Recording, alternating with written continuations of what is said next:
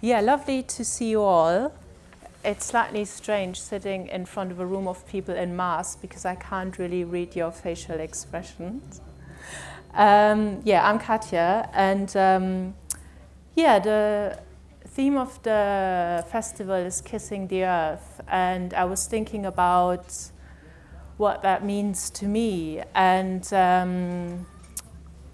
what I came up with is something about not doing harm, which has been a big motivator for me throughout my practice and my life. And so I'm going to talk a little bit about what not doing harm has meant to me at different stages in my life.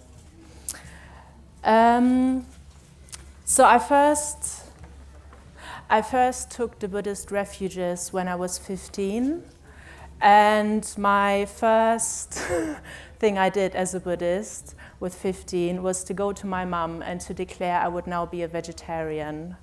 So at that point, clearly animals and other living beings and eating animals, that was quite a big topic for me. And my mum took it really quite well. She was really supportive. I offered to cook my own meals, but yeah, she was very supportive. So when I look back now, I didn't actually know what I was getting myself into with this Dharma practice. I had clearly heard that many Buddhists wouldn't eat meat. But I think my understanding was quite superficial about what it actually entailed. And my mother has had like a variety of different jobs in different stages of her life. She's been a retail assistant, a cleaner, a single mom trying to just get by. And so when I wanted to go to medical school, it wasn't a given that I would actually be able to do that. But it was very much what I wanted because I was very curious and I liked the science aspect of it. But also surely as a doctor, that would be one of the jobs where I would be able to not do harm. It's in the Hippocratic Oath. And so I was hoping that this would mean that I could do good, basically. And so I trained in Germany, and my practice my work, but pretty quickly brought me to an intensive care unit. I can relate to many of the things that Amber talked about. It was a neurosurgical intensive care unit, and there were a lot of people with very serious damages to their brain, dying, or in the sort of like in-between state where their brain wasn't functioning, but their body still seemed to function to a degree. And I just found out that it was really difficult to live according to my values because there was a lot of things going on. Not just was I obviously quite inexperienced, but it was also, there were politics between the different departments in the hospital. There were things about money and beds and wards and all of that. I think most difficult, I found the total disregard of everything non-physical. So anything mental, anything that couldn't be hard measured on one of our devices was really disregarded. And I think I found that really painful because working with a lot of being around death a lot, I just felt like a lot of the things that I had learned at medical school didn't actually give me all the answers. So I just sort of opened up more and more questions. And there was also another aspect to it, which was that I particularly remember one instance where a man died, and I sort of reflected that I was probably the last person who had talked to him before he died. And I just felt like my words hadn't been kind enough. it wasn't that I had been in Seville in any sort of way, but it just like, if I was sort of like, oh my God, if I had known, then I would have said something different. And I think that really stuck with me, and that's still a big motivator around my personal relationships, like this sort of idea, what happens if that's the last time I see or I talk to a friend or family. And so, yeah, so it just didn't, it didn't quite hold up to my idea of not doing harm. And I just couldn't, I didn't quite get on with it. And so I was looking for what else I could do in order to fulfill this ideal of not doing harm. I was looking for a place of being of service, to do something good in the world. And I left medical practice, and I did a master's in public health, and then I worked with healthcare professionals, but more around like how they could work better together, how care could be more integrated, public health, those sorts of things.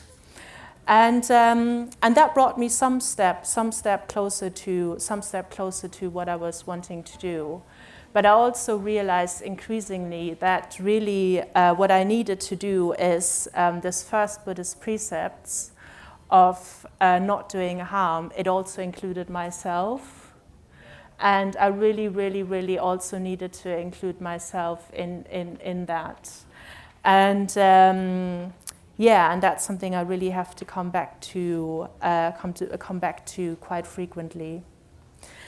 And and then I was in London, and in this country which is very divided around a number of issues, and it just felt really odd to me that while there are so many things at stake with climate change, sort of like Brexit seemed to be taking up for some years most of the airspace, and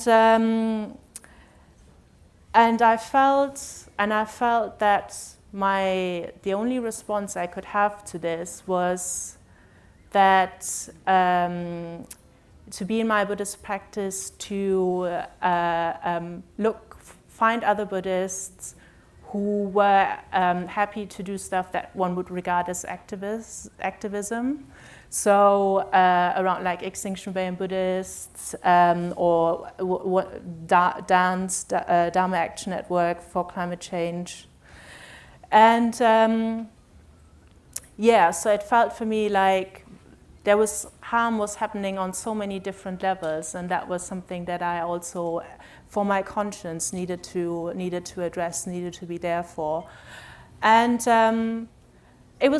I found it quite difficult sometimes, because I'm a very obedient person in many ways. I want to assimilate. Like, I was the first one in my family to go to university, and I just wanted to blend in. I came as a foreigner to this country. I just want to blend in. I don't actually want to be on the street in somebody's way or anything like that. But I just had to find a place in myself where I was so connected with my values that that allowed me to really stand in for what I believed.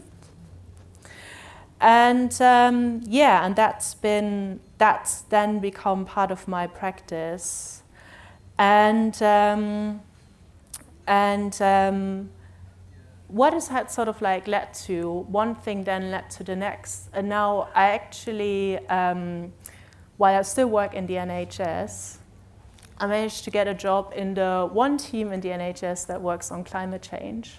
So now I can bring in like my doctor's skills, I can bring in my activism, and I've got another colleague and good friend who's a Buddhist, and so it's sort of like all coming together in a really nice way.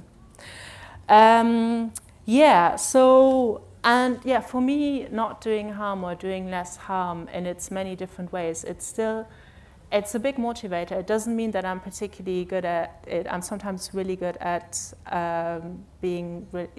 annoying people. getting into discussions with people, and that's quite painful.